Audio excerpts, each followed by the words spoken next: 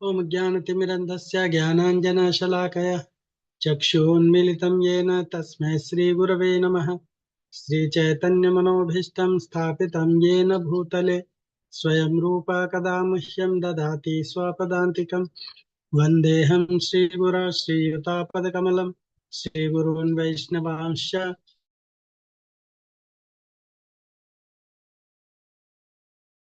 द्वैतं सावधूतं परिजनसहितं कृष्णचैतन्यदेवं श्रीराधाकृष्णपदान् सहगणललिता श्रीविशाखान्वितांश्च।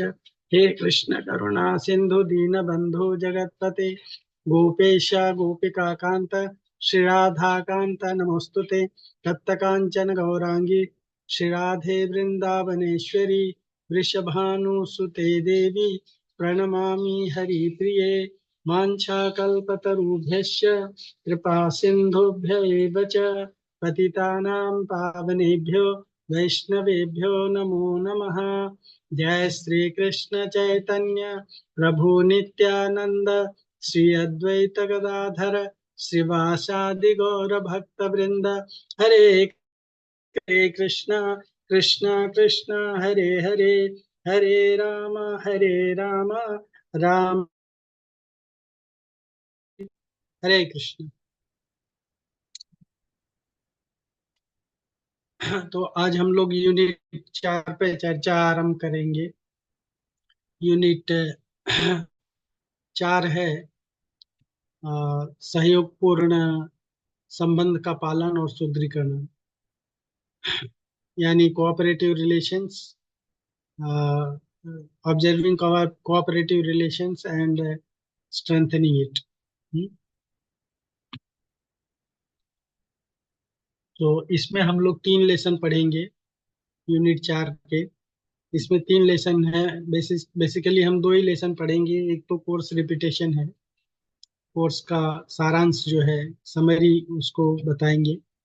तो lesson 12 and lesson 13। तो lesson 12 में हम अपने गुरु का प्रदर्शन, यानी गुरु को एडवर्टाइज करना या गुरु को लोगों के सामने बताना इत्यादि जो है, गुरु का प्रदर्शन करना कितना उचित है, संगत है इत्यादि, ये जानने की कोशिश करेंगे। और लेसन 13 में इस्कॉन के अंतर्गत जो आपस में कोऑपरेटिव रिलेशंस है, उस रिलेशंस के बारे में चर्चा करेंगे। पर उसके पहले हम लोग ये स्मरण वापस से कर लेते हैं। Just a reminder for all of you. ये कक्षा में व्यवहार का मानक क्या होगा कि हम संपूर्ण कोर्स में उपस्थित रहेंगे, हम सहयोग हेतु उत्साहित रहेंगे, सहमत न होने पर भी अन्य छात्रों के योगदान का सम्मान करेंगे, हम आपस में बात नहीं करेंगे, हम कक्षा में मोबाइल फोन का उपयोग नहीं करेंगे other than this class attending. और कक्षा में या उसके बाहर हम गोपनीयता बनाए रखेंगे। हम कक्षा के दौरान अपने बल या उपाधि के उपयोग से बचेंगे।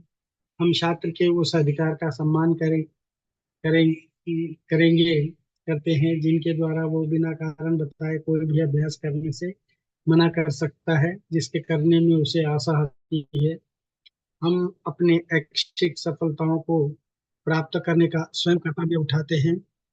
हम विवादों और व्यवहारों के सन्मुख होंगे, व्यक्ति विशेष के नहीं। और हम सभी निष्कर्षों का सम्मान करेंगे।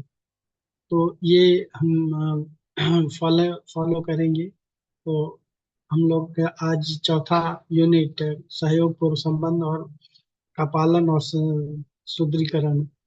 तो इसमें अपने गुरु के प्रदर्शन के बारे में हम जानने की कोशिश करेंगे। तो इसका एम्स एंड ऑब्जेक्टिव्स इस तरह से है। एम है वैष्णव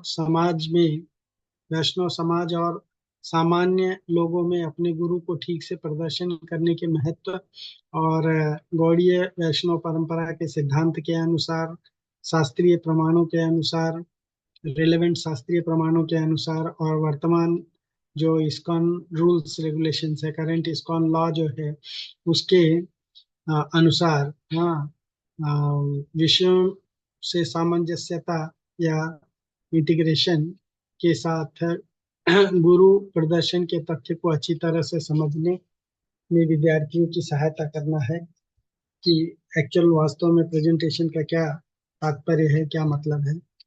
और इस प्रस्तुति के उपरांत विद्यार्थी प्रचार में अपने गुरु को प्रस्तुत करने की आवश्यकता की व्याख्या कर सकते हैं कि क्या आवश्यकता है या नहीं है।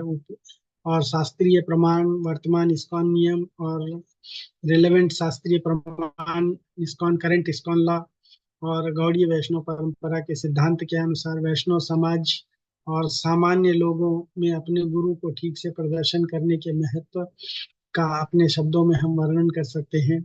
किस क्षेत्र में और किस कारण से उपयुक्त सिद्धांतों को इस्कॉन में लागू नहीं किया जा सकता है, इसकी पहचान कर सकते हैं।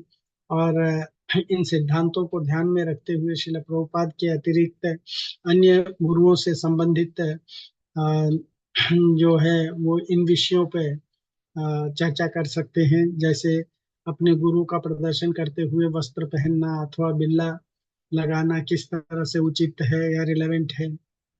दीक्षा न लिए हुए नव आगंतुक भक्तों में अपने गुरु की बात करना अथवा आकृष्ट करना कितना उचित है या कितना रिलेवेंट है, कितना संगत है। अपने गुरु की छवि को प्रदर्शित करने का उचित स्थान और माहौल क्या है। अपने गुरु की पुस्तकों, अन्य प्रकाशनों या सामग्री को प्रमोट करना या बढ़ावा देना कितना उचित है या कितना इसका उचित स्थान क्या है या उचित माहौल क्या है। और पब्लिक प्रीचिंग प्रोग्राम, जन प्रचार कार्यक्रम में अपने गुरु का प्रदर्शन करना उचित अथवा संगत है क्या। तो इन सिद्धांतों का उल्लंघन करने से इस्कॉन के वर्तमान और भविष्य पर पड़ने वाले परिणामों की भी हम चर्चा कर सकते हैं। और शिला प्रभुपाद को इस्कॉन के संस्थापक आचार्य और पूर्व प्रतिष्ठित शिक्षा गुरु के रूप में प्रदर्शित करने के से वर्तमान और भविष्य में होने वाले लाभ की भी हम व्याख्या कर सकते हैं।